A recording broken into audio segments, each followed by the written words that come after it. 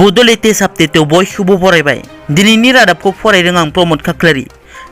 गिबि news update दङ थांनाय 15 आगस्ट खालार खालि तालिबान उदखारि हानजाया आफगानिस्तानखौ कब्जा खालामनाय जाथाया बयखौबो समखिखांहोदों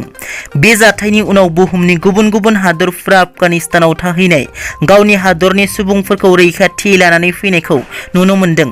गुबुन हादरफोर बादिनो भारतआबो गावनि हादरनि सुबुंफोरखौ लानानै फैनायखौ नुनो मोनदों दिनै फिन सा 18 सुबुंफोरखौ भारतआ आफगानिस्ताननिफ्राय दिल्ली बिरखं गाथोनसिम रैखाथि लानानै फैयो सा 18 सुबुंफोरनि गेजेराव सा 25 सुबुंफोरा भारत हादरनि आरो बिनि गेजेरावनो नेपाल हादरनि सुबुंफोराबो दङ होननानै मिथिनो मोननाय जादों मख'नो गोनांदि दासिम भारत हादरा सा 300 सुबुंफोरखौ आफगानिस्ताननिफ्राय गावनि हादराव लानानै फैनो हाबाय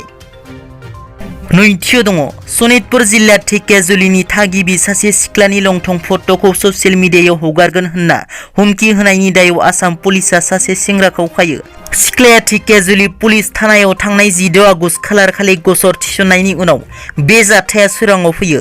फोरमायनाय बादिब्ला सिख्लाखौ मोननै मिथि मोनै नाम्बारनि गेजेरजों वाट्सएपनि जोहै हुमखि होदोंमोन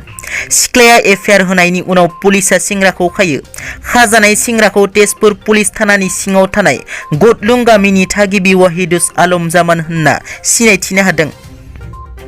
थामथियाव दङ बिटिआरआव राजखान्थि आबहावाया सोलायगोन नामा आसामनि गिबि मन्थ्रि डक्टर हिमन्त बिश्व शर्माया बिपिएफनि माखासे दैदेनगिरिफोरजों सावरायनायनि उनाव बिटिआरनि मोननै बियाब गसाइगाव आरो तामुलपुराव खुंफुंजानो गोनां उफ्रा बिसायख'थिखौ नोजोर होनानै गोदान फर्मुला बाहायनो नाजादों होनना खौरां मोननाय जादों प्रमोद बरो नङाब्ला हाग्रामा महिलारिया बिटिआरनि गाहाय खुंगिरि जागोन लोगोसे सासे बिजेपिनि बिटिआरआव थागोन आरो नङाब्ला सानैखौबो दिसपुराव लाबोना बिटिआरआव बिजेपिनि गाहाय महरै सासे फसंगोन मख'नो गोनांदि मैया बिपिएफनि एमएलए दुर्गा दास बर' बिथाङा फोरमायनाय बादिब्ला बिपिएफनि आफादगिरि हाग्रामा महिलारि बिथाङा आसामनि गिबि मन्थ्रि डक्टर हिमन्त बिश्व शर्माजों बिटिआरनि राजखान्थिखौ लानानै सावरायज्लायनाय जादों होननानै फोरमायदों गिबि मन्थ्रि डक्टर हिमन्त बिश्व शर्मा बिथाङा जुदि बिपिएफ दोलोनो मोजां इसारा होयोब्ला बिपिएफ दोलोआ बेखौ गनायना लागोन होनना खौरांगिरिनि सिगाङाव एमएलए दुर्गा दास बर' बिथाङा बुंथियो